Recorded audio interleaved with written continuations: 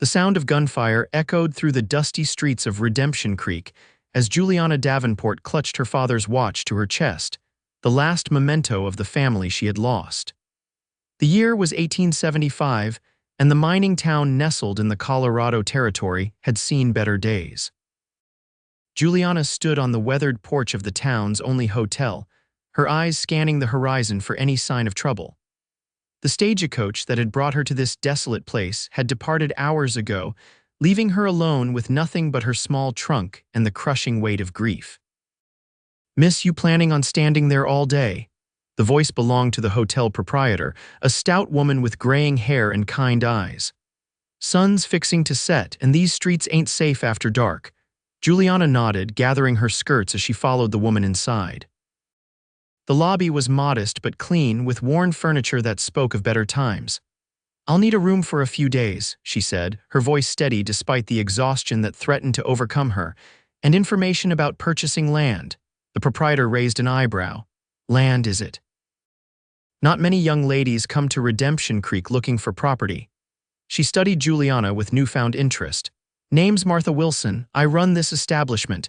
"Juliana Davenport," she replied, extending her hand. "My father owned a claim here before he passed." "I've come to see what's left of it." Martha's expression softened. "Charles Davenport's girl, Lord have mercy, child. I remember your father. Good man, shame what happened." She reached beneath the counter and produced a heavy ledger. "Sign here, first night's payment in advance." As Juliana signed her name, the front door swung open, bringing with it a gust of dust and the imposing figure of a man. The late afternoon light silhouetted him, casting his features in shadow, but his stance alone commanded attention. Tall and broad-shouldered, he moved with the quiet confidence of someone accustomed to danger. "Evening, Ethan," Martha called, her tone notably warmer. "Just in time, got a fresh pot of coffee brewing in the back." The man Ethan stepped fully into the light, and Juliana found herself unable to look away. His face was weathered by sun and wind, with a strong jaw partially concealed by several days' worth of stubble. Deep-set eyes the color of a storm-tossed sea assessed the room before settling on her. He removed his hat, revealing dark hair that curled slightly at the nape of his neck. "Miss," he acknowledged with a slight nod. "Mr. Ethan." Juliana began, realizing Martha hadn't mentioned his surname. "Pierce," he supplied. "Ethan Pierce." His voice was deep, with a roughness that suggested it wasn't often used for casual conversation. Martha bustled between them. "Ethan's our town marshal. Best shot in the territory and the only reason Redemption Creek hasn't been overrun by the Delaney gang." She turned to Ethan. "Miss Davenport here is Charles's daughter, come to see about his claim." Something flickered in Ethan's eyes, recognition, perhaps, or concern. "Charles Davenport's claim is up in Widow's Canyon, not the sort of place for a lady." Juliana straightened her spine. "I assure you, Marshal Pierce, I'm perfectly capable of assessing my father's property." A hint of amusement touched his lips. "Didn't say you weren't capable, Miss Davenport. Said it wasn't the place for a lady. Widow's Canyon earned its name. 3 men killed there last month alone." The color drained from Juliana's face. "Killed, but my father's letters mentioned nothing of violence." "Your father's been gone how long?" Ethan asked, his tone gentler than his words. 6 months, Juliana replied. "Consumption took him back east." Ethan nodded, as if confirming something to himself. "Things have changed since then. Delaney gang's been terrorizing the area. They've taken a particular interest in the mines around Widow's Canyon." Martha placed a sympathetic hand on Juliana's arm. "Perhaps you should reconsider your plans, dear. Selling the claim from afar might be wiser." "I can't sell what I haven't seen," Juliana insisted. "My father believed there was value in that land. I owe it to his memory to at least look." Ethan and Martha exchanged a glance that spoke volumes. Finally, Ethan sighed. "If you're determined to go, you'll need an escort. I can take you day after tomorrow." Relief flooded through Juliana. "Thank you, Marshal. I appreciate your assistance." He replaced his hat, nodding curtly. "Don't thank me yet, Miss Davenport. You might not like what we find." With that, he turned and headed toward what Juliana presumed was the marshal's office across the street. Martha watched him go with a fond expression. "That man carries the weight of this town on his shoulders. Lost his family to raiders when he was just a boy. Been fighting against lawlessness ever since." She gestured for Juliana to follow her up the stairs. "Come along, I'll show you to your room." As Juliana settled into the sparse but clean accommodations, she couldn't help but think about the marshal. There was something in his eyes, a depth of experience, perhaps, or a kindred understanding of loss that resonated with her. She unpacked her few belongings, placing her father's pocket watch on the bedside table. Its steady ticking had been her constant companion on the long journey west. "I'm here, Father," she whispered to the empty room, "and I'll make things right." The next morning dawned bright and clear, the kind of crisp autumn day that hinted at winter's approach. Juliana dressed in her most practical attire, a simple blue dress with sturdy boots, and made her way downstairs. The hotel's small dining room was nearly empty save for an elderly gentleman reading a newspaper and a young couple speaking in hushed tones. Martha appeared with a pot of coffee and a plate of eggs and bacon. "Eat up, dear. You'll need your strength if you're planning to explore the town today." "Thank you," Juliana said, genuinely grateful for the woman's kindness. "I was hoping to visit the bank and perhaps the land office. I need to understand my father's affairs here." Martha nodded approvingly. "Smart girl. Bank opens at 9. Henry Gladstone's the manager, fair man if a bit cautious. Land office is run by Samuel Tucker. Watch yourself with him. He's got a reputation for taking advantage of widows and orphans." Juliana smiled. "I may be fatherless, but I assure you I'm neither widow nor child. My father raised me to handle business affairs." "Good for him," Martha replied. "Not enough fathers teach their daughters such things." After breakfast, Juliana made her way to the bank, a modest brick building with First Bank of Redemption Creek painted in gold letters across the window. Inside, she was greeted by a thin man with spectacles who introduced himself as Henry Gladstone. "Miss Davenport, a pleasure," he said after she explained who she was. "Your father maintained an account with us. If you'll provide proof of your identity and his death certificate, I can assist you in accessing the funds." Juliana produced the necessary documents, and Mr. Gladstone nodded approvingly. "Everything appears to be in order. Your father left a balance of $173. Not a fortune, but certainly enough to sustain you while you decide what to do with his claim." "The claim," Juliana repeated. "What can you tell me about it?" Mr. Gladstone removed his spectacles, polishing them thoughtfully. "Charles was convinced there was silver in that hill. Invested everything he had. Most folks thought him foolish, but he was determined. And was there silver, I mean? That's the question, isn't it? Some say he found a promising vein just before he left for the east. Others say it was nothing but fool's hope." He replaced his spectacles. "Whatever the truth, that land has become dangerous territory. The Delaney gang doesn't take kindly to independent miners." Juliana frowned. "Marshal Pierce mentioned them. Who are they exactly?" "Outlaws of the worst sort," Mr. Gladstone replied, lowering his voice. "Led by William Delaney, a man wanted in 3 territories for murder, robbery, and worse. They've been pressuring small claim holders to sell or abandon their land. Those who refuse often meet with accidents." A chill ran down Juliana's spine. "And the law. Surely Marshal Pierce isn't allowing this to happen. Ethan does what he can, but he's one man against a dozen killers. The county sheriff has his hands full with troubles closer to the territorial seat, and the army's occupied with Indian affairs further west." Mr. Gladstone sighed. "It's a lawless time, Miss Davenport, a lawless place." With her father's money safely withdrawn and tucked into her reticule, Juliana made her way to the land office. Samuel Tucker proved to be exactly as Martha had described, a corpulent man with small, calculating eyes and an overly familiar manner. "Charles Davenport's claim," he mused, rifling through a drawer of documents. "Ah, here we are, 20 acres in Widow's Canyon, registered and paid in full. Of course, there are the matter of annual fees, which were paid through this year," Juliana interjected, having reviewed her father's records before making the journey. "The receipt is among his papers." Tucker's smile faltered slightly. "Yes, well, there are other considerations. The land's value has decreased significantly due to the current security situation. I could offer you $50 for the claim right now, save you the trouble of visiting such a dangerous location." $50 for 20 acres. Juliana couldn't keep the incredulity from her voice. "I think not, Mr. Tucker. I'll assess the property myself before making any decisions." Tucker's expression hardened.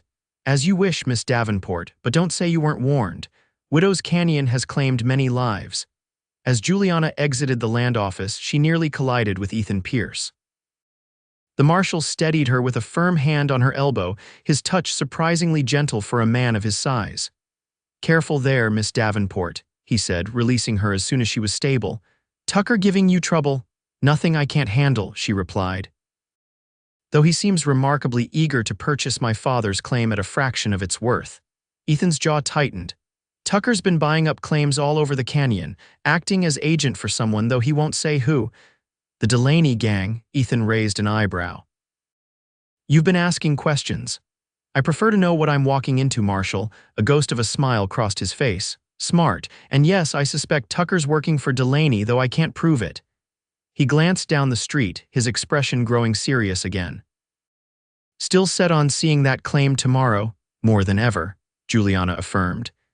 "If someone's so interested in acquiring my father's land that they'd try to swindle me, I need to know why." Ethan studied her for a long moment, as if reassessing his initial judgment. "Meet me at the livery stable at first light. Dress warm and practical, it's a hard ride to the canyon." "I'll be ready," Juliana promised. True to her word, Juliana arrived at the livery stable just as the first rays of dawn were breaking over the eastern mountains. She had chosen her most sensible attire, a split riding skirt, sturdy blouse, and leather jacket that had belonged to her father. Her hair was braided and pinned securely beneath a wide-brimmed hat. Ethan was already there, speaking quietly to the stable master. He turned as she approached, surprise briefly registering on his face before he nodded approvingly. "You ride." "Since I was a child," Juliana confirmed. "My father believed a woman should be self-sufficient." "Your father was a wise man," Ethan replied, leading a beautiful chestnut mare from one of the stalls. "This is Penny. She's steady and sure-footed, good for mountain trails."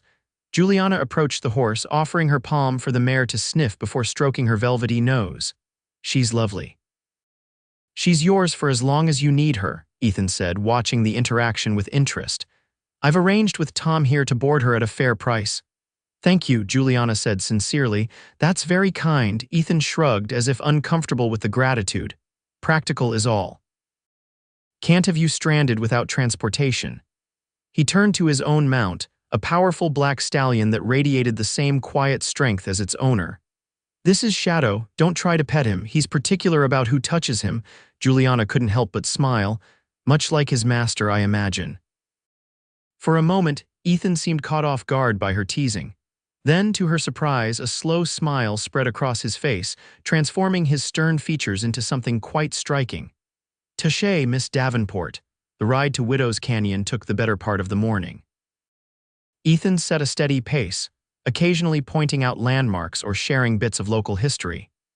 Juliana found herself increasingly intrigued by the taciturn Marshal. Beneath his reserved exterior, there was intelligence and a dry wit that emerged in brief glimpses. "That ridge there," he said, gesturing to a dramatic rock formation, "was where the Rayburn brothers made their last stand against the territorial militia. 1868. They'd robbed half the banks in Colorado before justice caught up with them." "Were you part of that?" Juliana asked. Ethan shook his head. "I was still riding with the Texas Rangers then, came north in 71 after." He trailed off, his expression closing like a door being shut. "After?" Juliana prompted gently. For a long moment she thought he wouldn't answer. Then so quietly she almost missed it. "After I buried my wife and son." The simple statement hung in the air between them, heavy with unspoken grief. Juliana's heart constricted. "I'm sorry." Ethan nodded once, acknowledging her sympathy without meeting her eyes. "Fever took them both in a week." "Nothing to be done." "My mother died of fever when I was 14, Juliana offered. "It's a terrible way to lose someone you love." Ethan finally looked at her then, really looked, as if seeing beyond the surface for the first time. "Yes," he said simply, "it is." They rode in companionable silence after that, the shared understanding of loss creating a tentative bridge between them.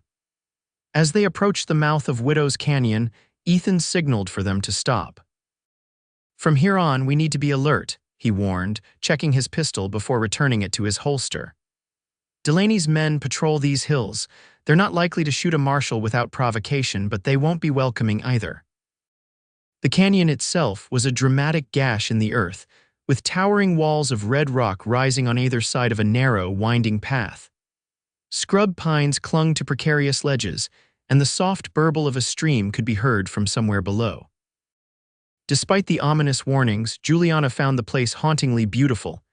"Your father's claim is about 2 miles in," Ethan said, urging Shadow forward.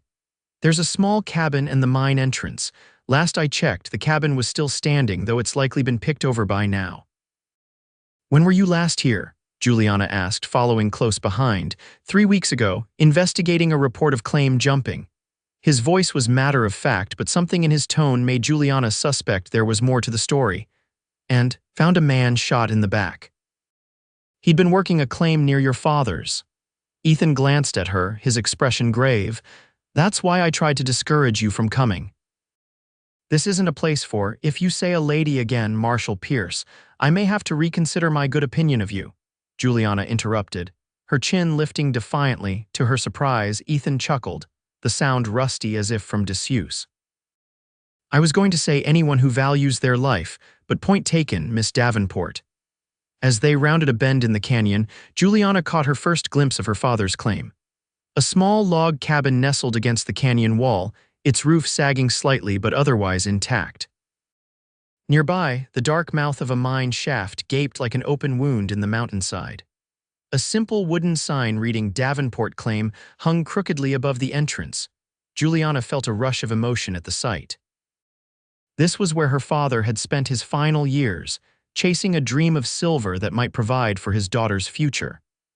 The reality of his absence struck her anew, bringing unexpected tears to her eyes. Ethan dismounted and tied Shadow to a scraggly pine tree, then moved to help Juliana from her horse. His hands at her waist were strong and steady as he lifted her down, and for a brief moment, they stood close enough that she could see the flecks of gray in his blue eyes. He stepped back quickly, clearing his throat. "Let me check the cabin first," he said, drawing his pistol. "Stay with the horses." Juliana nodded, watching as he approached the cabin with the cautious movements of a man accustomed to danger. He pushed the door open with the barrel of his gun, peering inside before entering. A moment later, he reappeared in the doorway. "All clear," he called, "though it's been ransacked pretty thoroughly." Inside, the cabin was a single room with a stone fireplace, a narrow bed, a table with 2 chairs, and shelves built into the walls. As Ethan had warned, it had been searched, drawers pulled out, bedding strewn about, shelves emptied onto the floor. "They were looking for something," Juliana murmured, kneeling to collect scattered papers. Most were mundane supply lists, letters from herself that she'd sent to her father, crude maps of the surrounding area. "But what?" Ethan was examining the fireplace, running his fingers along the stones. "Your father ever mentioned finding silver? In his letters, he was always optimistic," Juliana replied. "Said he was close to a breakthrough. I assumed it was just hope speaking." "Maybe, maybe not." Ethan stood, dusting his hands on his trousers. "Would help if we could see his mining records." Prospectors usually keep detailed notes. Juliana continued gathering papers, then paused as she spotted a familiar leather-bound journal partially hidden beneath the bed. "Like this." She retrieved the book, recognizing her father's handwriting immediately. "This is his diary. He wrote in it every night for as long as I can remember." Ethan moved to her side, their shoulders nearly touching as they both looked down at the journal. "That could be exactly what we need and what Delaney's men were searching for." Juliana opened the journal to the final entries, dated just before her father had traveled east. Her eyes widened as she read. October 3, 1874 found it.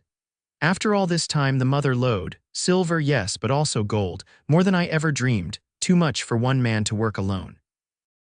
Must secure additional funds and trustworthy partners. For now, I've sealed the new tunnel. Only I know its location. When I return with Juliana, we'll begin a proper operation. My darling daughter will never want for anything again." Ethan let out a low whistle. "No wonder Delaney's so interested in this claim, if your father really found what he claims." "We need to see the mine," Juliana said, clutching the journal tightly. "Father's instructions must be in here somewhere." Before Ethan could respond, the distant sound of hoofbeats echoed through the canyon. His expression hardened as he moved swiftly to the window. "Riders, at least 4, coming fast." He turned to Juliana, his voice urgent. "Hide that journal, then get behind the bed. Stay down no matter what happens." Juliana quickly tucked the journal into the inner pocket of her jacket and moved to the relative shelter of the heavy wooden bed frame. Ethan positioned himself beside the door, gun drawn but held low against his leg. The riders arrived in a cloud of dust, their horses snorting and stamping outside the cabin. A harsh voice called out, "Marshal Pierce, we know you're in there. Come on out and bring the lady with you." Ethan's jaw clenched. "Lyle Crawford," he muttered, Delaney's second in command. "What do we do?" Juliana whispered. "I'll talk to them," Ethan replied. "Stay inside." Then, raising his voice, "What can I do for you, Crawford?" "Just being neighborly," came the mocking reply. "Heard Charles Davenport's daughter was in town, thought we'd welcome her properly." Ethan opened the door and stepped onto the small porch, his stance casual but his hand never straying far from his holster. Juliana crept to the window, peering out from behind the tattered curtain. 4 men sat on horseback, their expressions ranging from amused to openly hostile. The one in front, Crawford, presumably was a lean, hard-faced man with a scar running from his eye to his jaw. "Miss Davenport is under my protection," Ethan stated, his voice carrying the full authority of his office. "She's here to assess her father's property, nothing more." Crawford's smile didn't reach his eyes. "Of course, Mr. Delaney respects property rights. In fact, he's authorized me to make the lady a generous offer, $500 for the claim. That's 5 times what Tucker offered, I believe." From her hiding place, Juliana's breath caught. $500 was indeed generous, suspiciously so for a supposedly worthless claim. "I'll relay the offer," Ethan said neutrally. "Though Miss Davenport hasn't indicated any interest in selling." Crawford's smile faded. "That would be unwise. Widow's Canyon isn't safe for mining these days. Too many accidents." "Funny how those accidents only happen to people who refuse to sell to Delaney," Ethan remarked, his tone deceptively mild. A tense silence followed, broken only by the nervous shifting of horses. Finally, Crawford spat into the dust. "The offer stands for 24 hours. After that," he let the threat hang unfinished. "Come on, boys, let the marshal and the lady think it over." The riders wheeled their horses around and galloped back down the canyon, leaving a lingering cloud of dust in their wake. Ethan remained on the porch until they were out of sight, then returned to the cabin, his expression grim.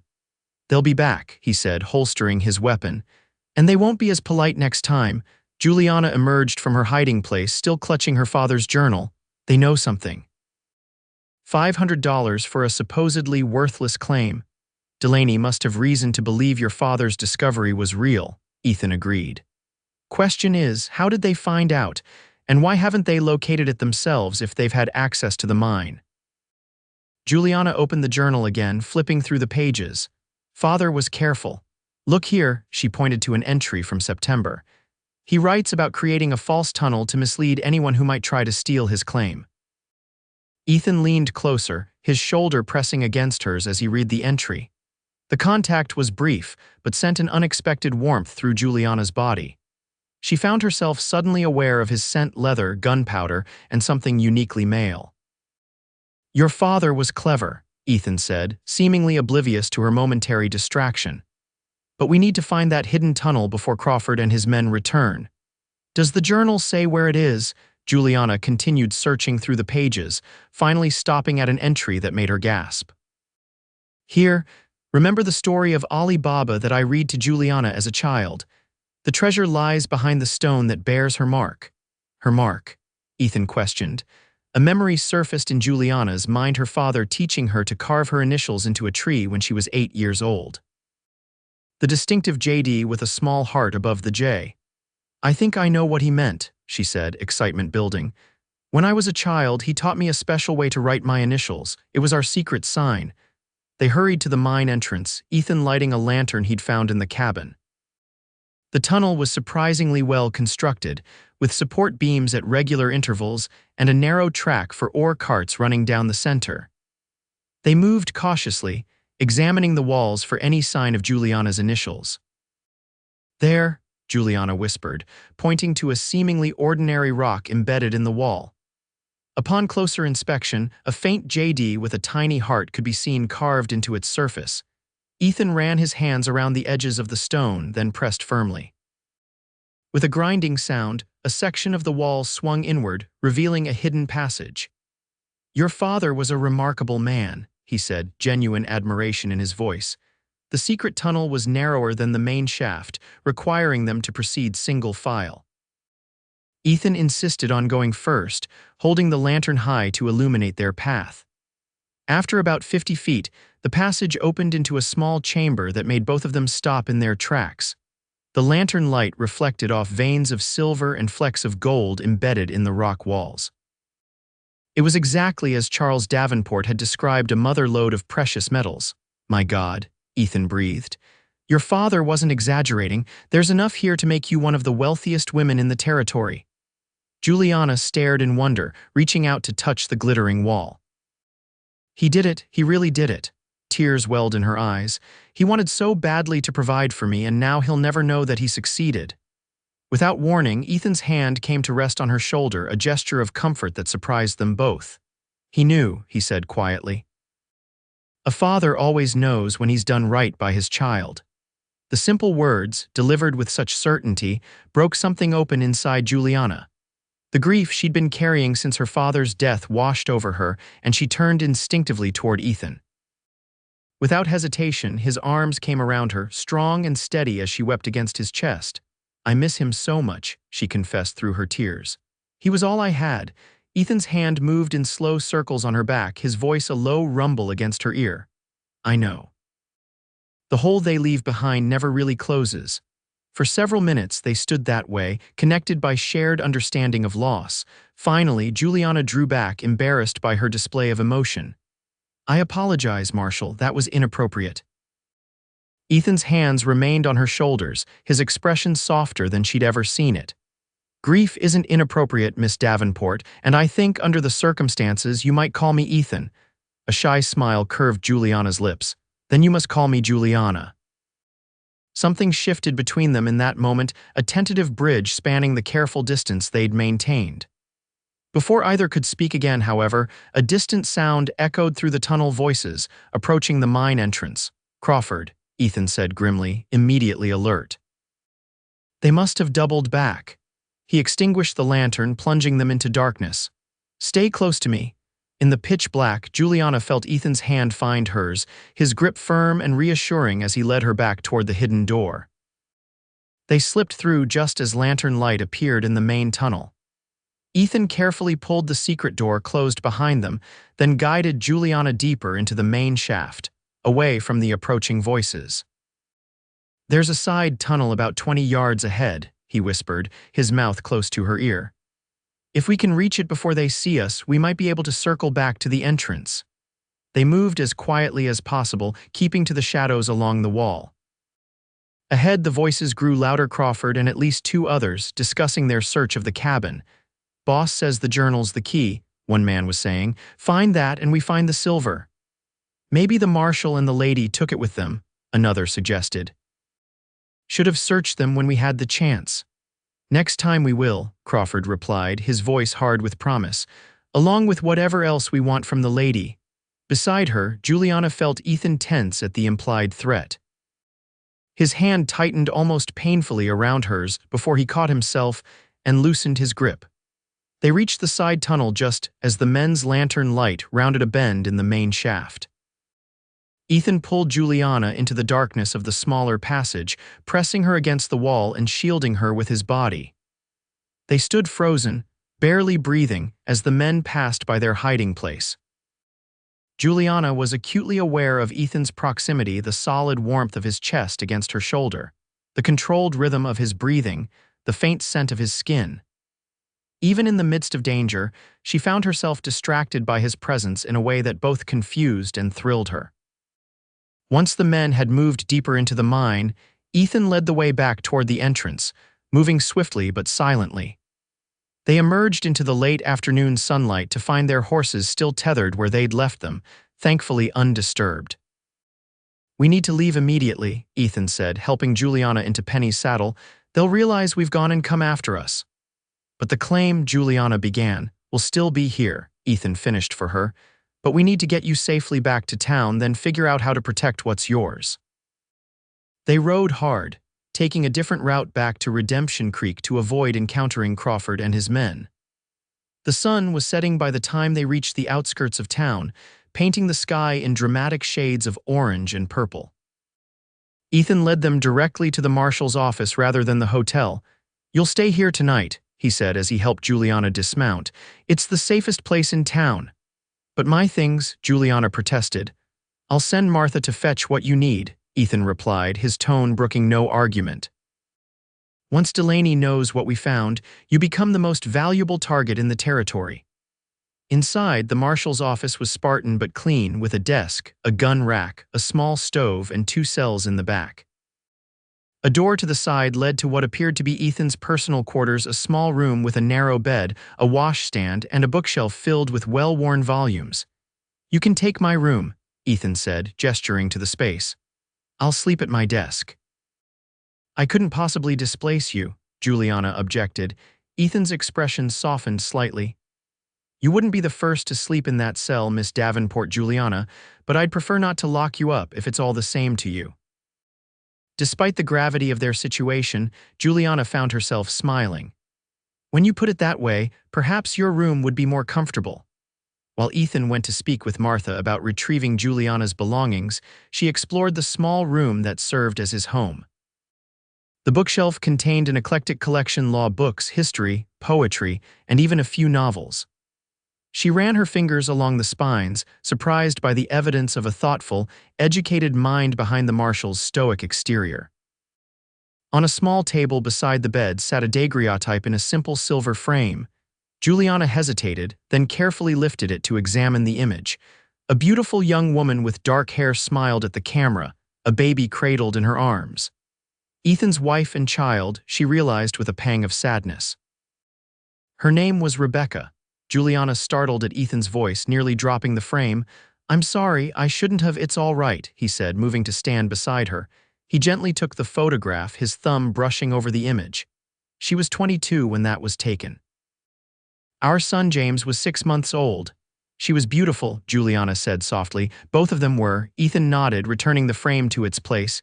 "Yes, they were." He cleared his throat. "Martha's bringing your things. She also promised to send over some supper." "Thank you." Juliana hesitated, then asked the question that had been nagging at her. "What happens now?" "With the claim," Ethan sighed, running a hand through his hair. "That's complicated. Legally, the claim is yours to work or sell as you see fit. Practically, Delaney won't stop until he has it or until someone stops him." "Someone like you," Juliana suggested. A grim smile touched Ethan's lips. "I've been trying to build a case against Delaney for months. Murder, extortion, claim jumping. The man's a plague on this territory. But he's careful, keeps his hands clean while his men do the dirty work. But now we know he's after my father's silver," Juliana pointed out. "Couldn't we use that somehow, set a trap?" Ethan studied her with newfound respect. "That's not a bad idea, but it would put you in danger." "I'm already in danger," Juliana replied pragmatically. "At least this way we'd be choosing the battlefield." Before Ethan could respond, a knock at the door announced Martha's arrival with Juliana's valise and a basket of food. The older woman bustled in, her sharp eyes taking in the situation immediately. "So it's true," she said, setting down her burdens. "Tucker's telling anyone who'll listen that you found silver in old Charles's claim." Ethan cursed under his breath. "News travels fast." "Too fast," Martha agreed. "Delaney himself rode into town an hour ago, took a room at the hotel, and ordered a bottle of the good whiskey." She turned to Juliana. "You're wise to stay here tonight, child. That man has the eyes of a rattlesnake." After Martha left, they ate the simple but hearty meal she'd provided: chicken stew, fresh bread, and apple pie. Sitting across from Ethan at his small desk, sharing food and conversation, Juliana felt a strange sense of comfort despite the precarious situation. "Tell me about your father," Ethan said as they finished their meal. "What kind of man was he?" Juliana smiled, memories warming her from within. "Kind, intelligent, stubborn to a fault. After my mother died, it was just the 2 of us. He taught me everything he thought a person should know: reading, mathematics, how to shoot a rifle, how to drive a hard bargain." She laughed softly. "The ladies at church were scandalized by my education. They thought he was raising me to be unmarriageable. And was that his intention?" Ethan asked, a hint of amusement in his eyes. Not at all. He said he was raising me to choose a husband for love, not necessity. Juliana met Ethan's gaze directly. He believed a woman should never be dependent on a man for her survival. Your father was ahead of his time, Ethan observed. And clearly devoted to you. Yes, Juliana agreed softly, as I was to him. She hesitated, then added, what about your family? You mentioned the Texas Rangers. For a moment she thought he might not answer, then surprisingly he began to speak. My father was a rancher. Taught me to ride almost before I could walk. Mother was a schoolteacher, insisted I get an education despite my father's belief that books weren't necessary for a cowhand. A faint smile touched his lips. They argued about it constantly, but always with affection. They sound wonderful, Juliana said. They were. Ethan's expression darkened. Comanche Raid took them both when I was 16. I joined the Rangers the next day, lied about my age. Spent the next decade hunting down raiders and outlaws across Texas. And then you met Rebecca, Juliana prompted gently. Ethan nodded. Daughter of a fellow ranger, we had 3 good years together. His voice grew soft with memory. She had a way of laughing that made you feel like everything would be all right no matter what. The simple tribute touched Juliana deeply. You must miss them terribly. Every day, Ethan acknowledged, but time, it doesn't heal exactly, but it makes the weight bearable. He looked at her directly. You'll find that too with your father's passing. I hope so, Juliana whispered. As night fell, Ethan insisted Juliana take his bed while he made do with a bedroll near the stove in the main office. Despite her exhaustion, sleep eluded her. The events of the day replayed in her mind: the discovery of the silver, the confrontation with Crawford, the unexpected connection forming between herself and the stoic Marshal. Rolling onto her side, Juliana studied the daguerreotype of Rebecca and little James in the faint moonlight filtering through the window. He's a good man, she whispered to the smiling woman in the photograph. I can see why you loved him. The next morning brought clear skies and a plan. Over breakfast, Ethan outlined his strategy for dealing with Delaney. We need to force his hand, he explained, marking points on a rough map of Widow's Canyon. Make him commit to something illegal in a way I can prove. If he believes you're ready to sell the claim to someone else, he might act rashly. So I become the bait, Juliana concluded, surprisingly unafraid of the prospect. Ethan frowned. I don't like putting you at risk. It's my claim, my father's legacy, Juliana reminded him. And I'm not exactly helpless. She patted the small derringer concealed in her pocket, a gift from her father years before.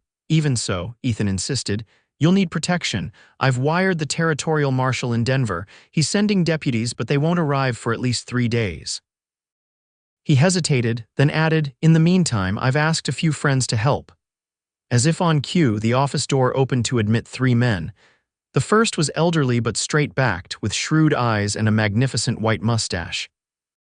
The second was younger, perhaps 30, with the weathered look of a cattleman. The third was a massive bear of a man with a gentle expression that seemed at odds with his imposing size. Juliana, meet retired Judge Howard Blackwell, rancher Daniel Thornton, and Sam Miller, our blacksmith, Ethan introduced. Gentlemen, this is Miss Juliana Davenport. Pleased to meet you, Miss Davenport, Judge Blackwell said, tipping his hat. Ethan tells us you've discovered quite a treasure in old Charles's claim. And that Delaney aims to take it from you, added Daniel Thornton, his expression hardening. Man's been a thorn in the side of honest folk too long. We aim to help, Sam Miller stated simply, his deep voice surprisingly soft. Juliana was touched by their willingness to stand with her. Thank you all, I don't know what to say. Say you'll be careful, Judge Blackwell replied. This plan of Ethan's has merit, but it's not without risk. The plan, as Ethan detailed it, was straightforward. Juliana would let it be known that she was negotiating with investors from Denver to develop her father's claim. They would arrange a meeting at the claim site, knowing Delaney would likely attempt to intervene. Ethan and his makeshift posse would be waiting to catch the outlaw in the act. Delaney's smart, Daniel warned. He might send Crawford instead of coming himself. That's why we need to make the stakes high enough, Ethan replied. Juliana's claim is worth thousands, possibly tens of thousands. Delaney won't trust anyone else to handle that kind of opportunity. By midday, the trap was set. Juliana had visited the bank, speaking loudly about potential investors and the fortune waiting in her father's mine. She'd arranged for a signed document to be delivered to the hotel where Delaney was staying, inviting him to make a counter-offer to her Denver investors the following day at the claim site. As evening approached, Ethan insisted on escorting Juliana back to the marshal's office, his vigilance increasing as word of the silver spread through town. The streets of Redemption Creek seemed charged with tension, with unfamiliar faces watching from saloon doorways and hotel windows. "Delaney's men," Ethan murmured, keeping Juliana close to his side as they walked. "He's brought reinforcements." Inside the safety of the office, Juliana removed her hat and jacket, suddenly weary from the day's performances. "Do you think he'll come tomorrow?" "He'll come," Ethan confirmed, checking the locks on the doors and windows. "The question is whether he'll show his hand clearly enough for us to arrest him." Juliana sank into a chair, suddenly doubtful. "What if this doesn't work? What if someone gets hurt because of my father's silver?" Ethan knelt before her, his weathered hands covering hers. "This isn't about silver anymore, Juliana. It's about justice. Delaney has terrorized this territory for too long. Your claim is just the opportunity we've been waiting for to stop him." The earnestness in his eyes calmed her fears. "You're right, and I trust you, Ethan." Something flickered in his expression at her words, surprise, perhaps, or a deeper emotion she couldn't name. "You should rest," he said, rising abruptly. "Tomorrow will be challenging." That night, Juliana again lay awake in Ethan's bed, anxiety and anticipation making sleep impossible. Through the thin wall, she could hear him moving about in the main office, his footsteps a comforting reminder of his protective presence.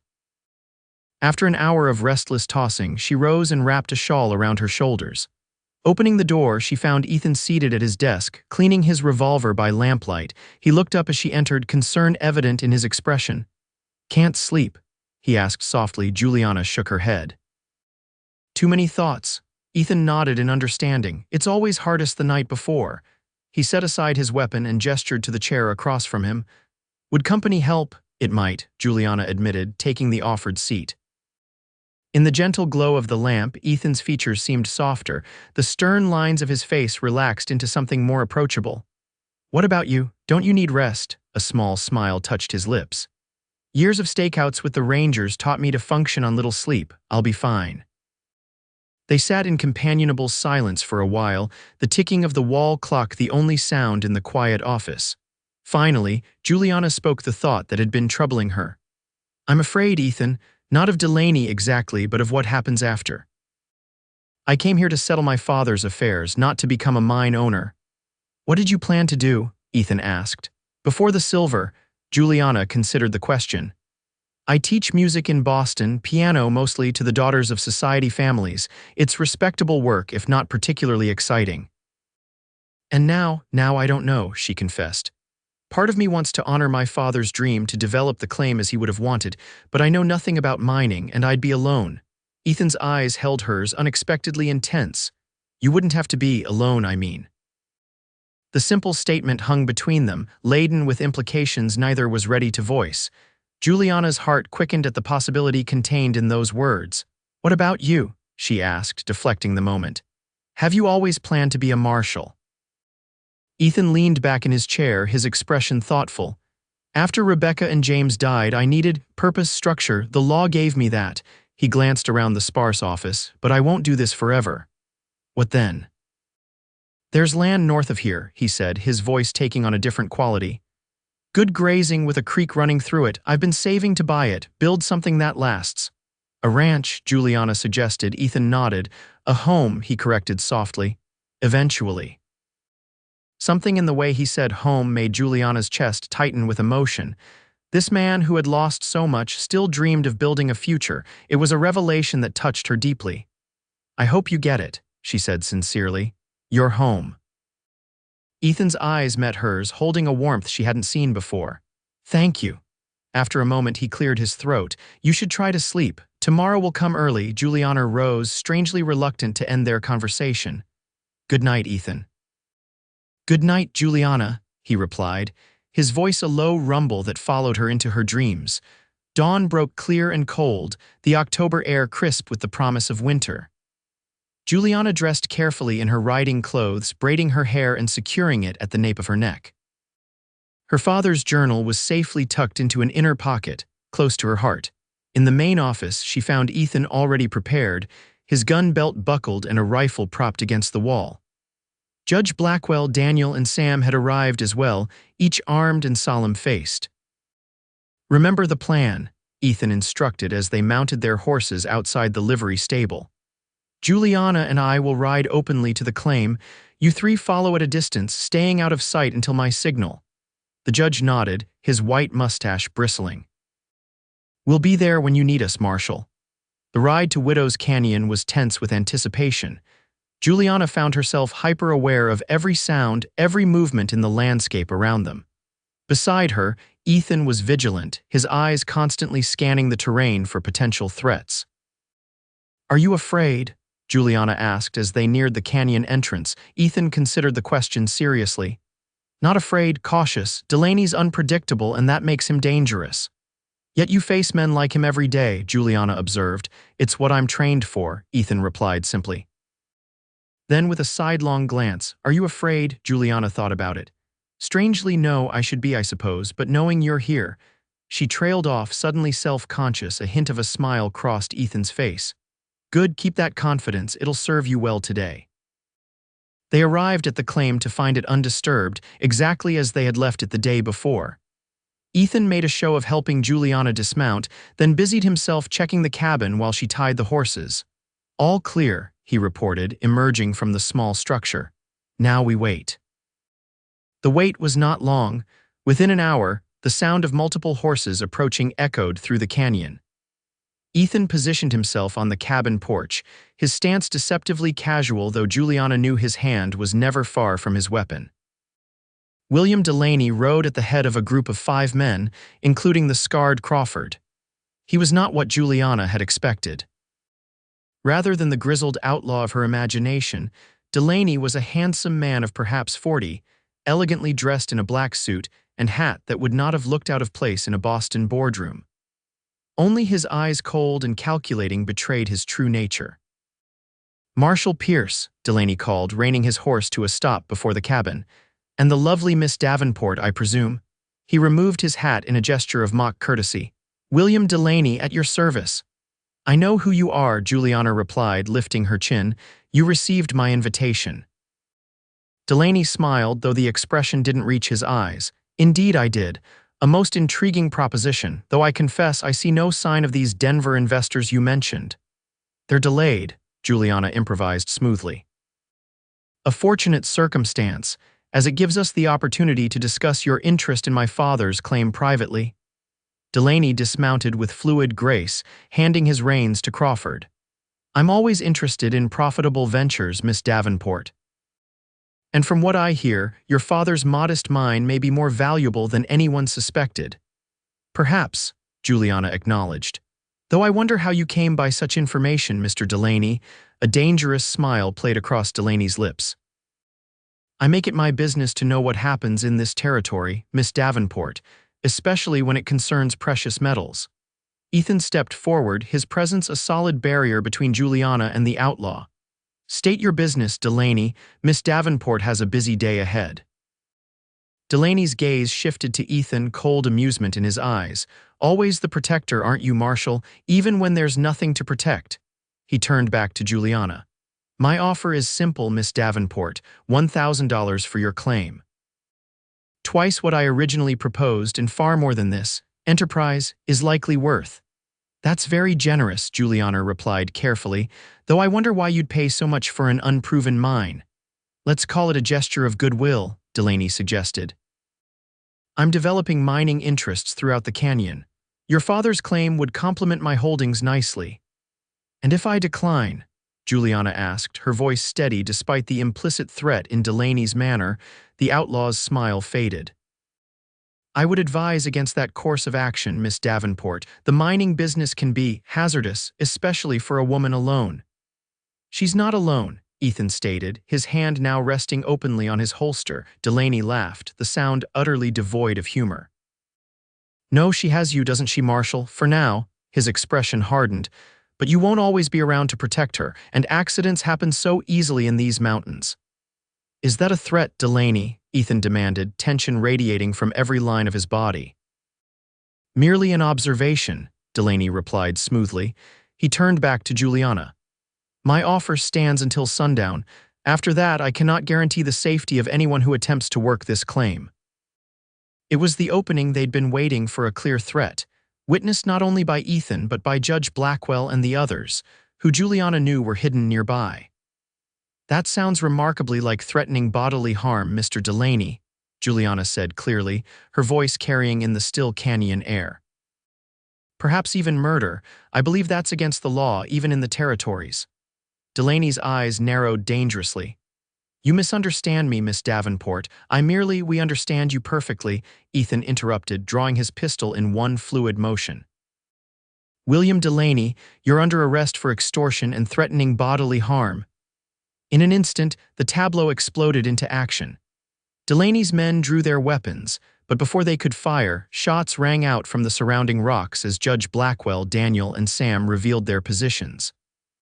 Crawford's horse reared in panic, throwing the scarred man to the ground.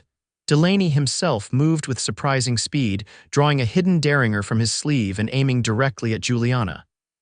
"Drop your weapon, Marshal, or the lady dies." Time seemed to slow as Juliana stared down the barrel of Delaney's gun. She was acutely aware of Ethan beside her, his body tensing to move. Without conscious thought, she reached for her own derringer, concealed in her jacket pocket. What happened next unfolded in a blur of motion and sound. Delaney's finger tightened on the trigger. Ethan lunged toward Juliana, trying to push her out of the line of fire. Juliana's hand emerged from her pocket, her small pistol steady as she squeezed the trigger. 2 shots rang out almost simultaneously. Juliana felt the burn of a bullet grazing her arm as Ethan collided with her, both of them tumbling to the porch floor. Through the ringing in her ears, she heard a cry of pain and looked up to see Delaney clutching his shoulder, blood seeping between his fingers. "You shot me," he gasped, disbelief evident in his voice as he stared at Juliana. "You actually shot me. And you'll hang for attempting to murder a lady," Judge Blackwell announced, emerging from his hiding place with his rifle trained on the wounded outlaw, "along with your other crimes." In the ensuing chaos, as Daniel and Sam disarmed Delaney's stunned men, Juliana became aware of a warm weight pressing her into the rough wooden porch. Ethan lay partially atop her, his breathing ragged against her ear. "Ethan," she whispered, suddenly afraid, "are you hurt?" He raised his head, his face inches from hers, eyes intense as they searched her features. "You're bleeding," he said hoarsely, gently touching her arm where Delaney's bullet had grazed her. "It's nothing," Juliana assured him, strangely calm despite the violence of the past few minutes. "Just a scratch. What about you?" Ethan shook his head, relief evident in his expression. "Unharmed." His hand moved from her arm to her face, fingers trembling slightly as they brushed a strand of hair from her cheek. "You could have been killed." "So could you," Juliana replied, suddenly acutely aware of their proximity, of the weight of his body against hers, of the concern. No, something deeper than concern in his eyes. For a suspended moment, they remained locked in that position, the world around them fading into insignificance. Then Judge Blackwell's voice broke the spell. "Marshal, we've secured the prisoners. What are your orders?" Ethan blinked as if waking from a dream and pushed himself up, offering Juliana his hand.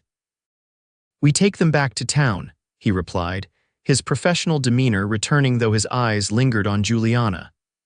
"Judge, would you ride ahead and wire the territorial marshal? Tell him we have Delaney and need assistance transporting him to Denver for trial." The return to Redemption Creek was triumphant, with townsfolk lining the streets to watch as Ethan and his makeshift posse brought in Delaney and his men. Martha stood on the hotel porch, beaming with satisfaction as the notorious outlaw was marched into the marshal's office in handcuffs. Juliana's minor wound was treated by the town doctor, who pronounced her extremely fortunate before bandaging her arm and prescribing rest. By evening, the excitement had died down enough for her to seek solitude in the small garden behind the hotel, where she sat contemplating the extraordinary events of the day. The sound of footsteps on the gravel path alerted her to Ethan's approach. He had shed his gun belt and washed the dust from his face, but weariness still lined his features. "May I join you?" he asked, his voice soft in the gathering twilight. Juliana nodded, moving over on the bench to make room for him. "How are the prisoners?" "Secure," Ethan replied, settling beside her. "Deputies from Denver will arrive tomorrow to take them to the territorial prison." He studied her face in the fading light. "How's your arm?" "Healing," Juliana assured him. "Dr. Miller says I'll have a small scar, but nothing serious." Ethan's expression darkened. "You could have been killed today." "But I wasn't," Juliana pointed out gently. "Thanks in no small part to you." "I was too slow," Ethan argued, self-recrimination evident in his voice. "If you hadn't acted when you did." Juliana placed her hand over his, stilling his words. "We protected each other. That's what matters." Ethan looked down at their joined hands, then slowly turned his palm up to entwine his fingers with hers. "You're an extraordinary woman, Juliana Davenport." The simple compliment warmed her more than effusive praise from any other source might have. "And you, Ethan Pierce, are an extraordinary man." They sat in companionable silence as the first stars appeared in the darkening sky. Finally, Ethan spoke again, his voice hesitant in a way Juliana had never heard before. "What will you do now, with the claim, I mean?" It was the question Juliana had been pondering all afternoon. "I'm not entirely sure," she admitted. "Part of me wants to develop it as my father dreamed. But I know nothing about mining and I'd need partners, investors." "You'd have no shortage of offers," Ethan observed. "Word of the silver has spread. There'll be mining companies from Denver to San Francisco courting you within the week." "I suppose," Juliana sighed. "But how would I know who to trust? Who would honor my father's vision rather than simply exploiting the claim for maximum profit?" Ethan was quiet for a moment, his thumb tracing small circles on the back of her hand. "I might know someone, a former ranger turned mining engineer. Honest to a fault and knowledgeable about silver extraction. If you'd like, I could write to him." "That would be helpful," Juliana acknowledged. "Thank you." She hesitated, then asked the question that had been foremost in her mind. "And what about you, Ethan? What happens now that Delaney is captured?" He looked out across the garden, his profile strong against the darkening sky. "The territorial marshal has offered me a position as his deputy in Denver. Better pay, more support." Juliana's heart sank at the thought of him leaving, though she tried to mask her disappointment. "That sounds like a wonderful opportunity." "It is," Ethan agreed, then more softly, "but I'm not sure I'll take it." "Oh," Juliana tried to keep her voice neutral. "Why not?" Ethan turned to face her fully, his expression more open than she had ever seen it. "I've been thinking about that land I mentioned, the ranch I want to build." His hand tightened slightly around hers, wondering if someone might want to build it with me. The meaning behind his words was unmistakable, sending a rush of emotion through Juliana's body. "Someone," she echoed, her voice barely above a whisper. "You," Ethan said simply. "If you were interested, if you wanted to stay." "Ethan," Juliana began, her heart racing. "We've known each other only days." "I know," he acknowledged, "and I'm not proposing marriage, not yet." A slight smile touched his lips at her startled expression. "I'm suggesting a partnership. Your father's mine needs development, my land needs investment. Together, we could build something significant." "A business arrangement," Juliana clarified, uncertain whether to be disappointed or relieved. Ethan's smile deepened, reaching his eyes for perhaps the first time since she'd met him. "To start with," he admitted. "But I won't pretend my interest in you is purely professional, Juliana. I haven't felt this way about anyone since Rebecca. I didn't think I could." The honest confession touched Juliana deeply. "I feel it too," she admitted. "This connection between us, it's unexpected but undeniable." "Then stay," Ethan urged, his free hand coming up to cup her cheek. "Stay in Redemption Creek. Let's see what might develop between us, away from danger and with time to truly know each other." The proposition was both terrifying and exhilarating. To remain in this wild place, so different from the civilized Boston society she knew. To build something with this man who, despite their brief acquaintance, seemed to understand her in ways no one else ever had. "What about my teaching?" she asked, though the objection sounded weak even to her own ears. "Redemption Creek has children," Ethan pointed out. "Children who would benefit greatly from music lessons." And when the mine begins producing, the town will grow, there will be families, opportunities. Juliana could see it a future unfolding in this place that had been merely a destination a few days ago. A future with purpose, with potential, with Ethan. Yes, she said finally, certainty settling over her like a warm blanket. I'll stay. The joy that transformed Ethan's face was worth any uncertainty, any risk. Slowly, giving her every opportunity to pull away, he leaned forward until his lips met hers in a gentle kiss. It was a tentative beginning, full of promise rather than passion, and all the more meaningful for its restraint. When they parted, Ethan rested his forehead against hers, his eyes closed as if savoring the moment. "Thank you," he whispered. "For what?" Juliana asked, her hand resting against his chest, feeling the steady beat of his heart. "For giving me a reason to believe in the future again," he replied simply. 3 months later, Juliana stood at the entrance to the Silver Heart mine named in honor of her father's secret mark, watching as workers installed new equipment brought all the way from Denver. The winter had been mild by Colorado standards, allowing development to proceed more quickly than anticipated. Ethan's friend, the former ranger turned mining engineer, had arrived within weeks of their decision to partner. Robert Jensen had proven to be everything Ethan had promised: honest, knowledgeable, and respectful of Juliana's position as owner. Under his guidance, the mine had already produced enough silver to fund further expansion and attract additional investors. Redemption Creek itself was transforming. News of the silver strike had brought an influx of workers, merchants, and families. The town council, with Judge Blackwell as its head, had enacted new ordinances to ensure orderly growth. Martha's Hotel was always full, and plans were underway for a proper schoolhouse where Juliana had already agreed to teach music alongside the regular curriculum.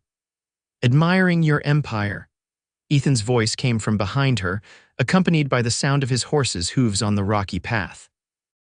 Juliana turned with a smile, watching as he dismounted and secured his horse to a nearby post. "Hardly an empire, not yet anyway." Ethan crossed to her side, looking out over the bustling activity around the mine entrance. "Jensen says the new shaft is promising. Could be twice as rich as the original vein." "That's wonderful news," Juliana replied, leaning against him as his arm came around her shoulders. The casual intimacy between them had developed naturally over the winter months, as they worked side by side to build their shared vision.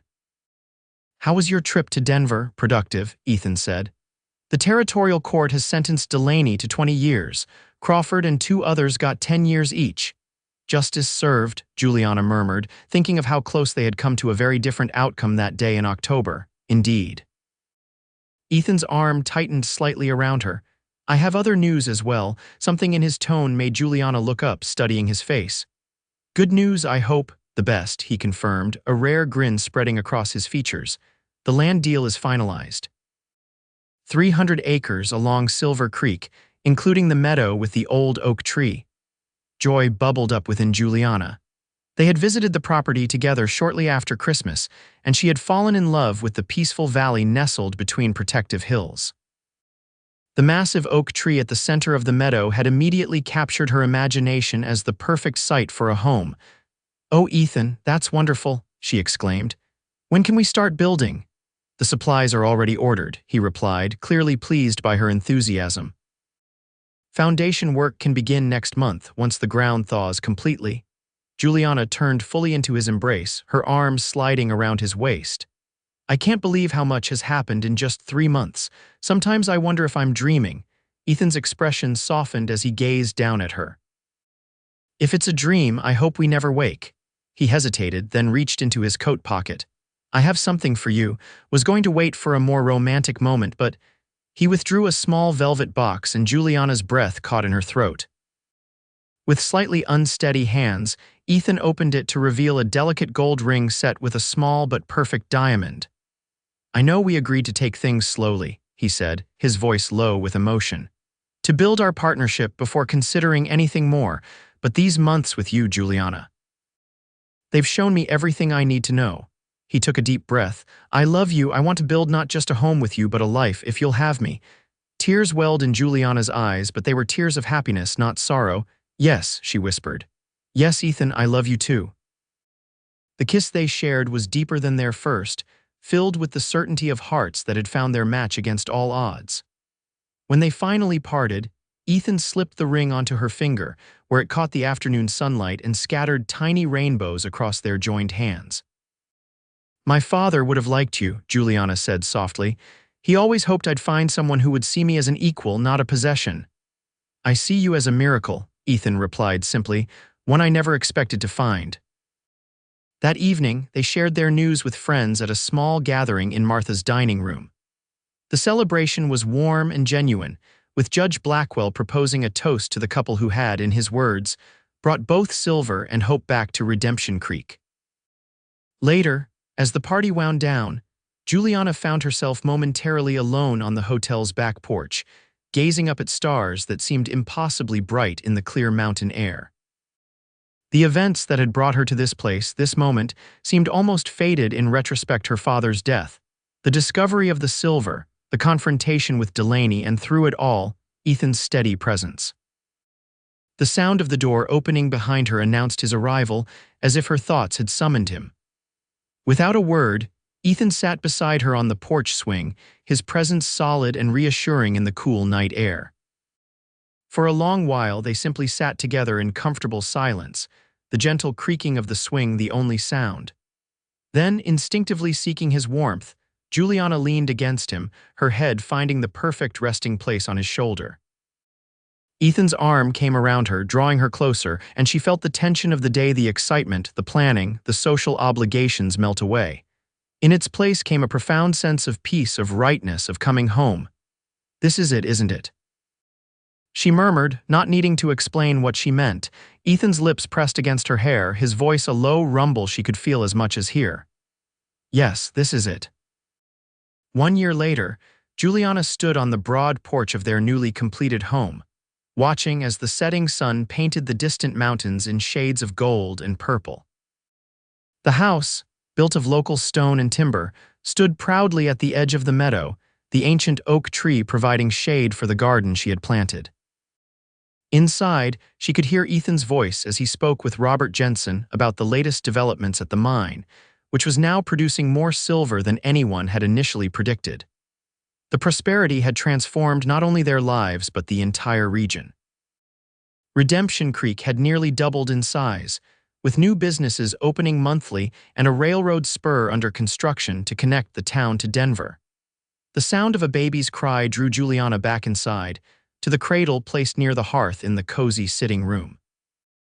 She lifted her 3-month-old daughter, Catherine Rebecca Pierce, into her arms, marveling as she always did at the perfect tiny features that somehow combined the best of herself and Ethan. "Is she hungry?" Ethan asked, appearing in the doorway with concern and adoration mingled on his face. "Just wanting attention, I think," Juliana replied, swaying gently as Catherine settled against her shoulder. "She knows we have company and doesn't want to be left out." Ethan crossed the room to stand beside them, his hand gently stroking the downy hair on his daughter's head.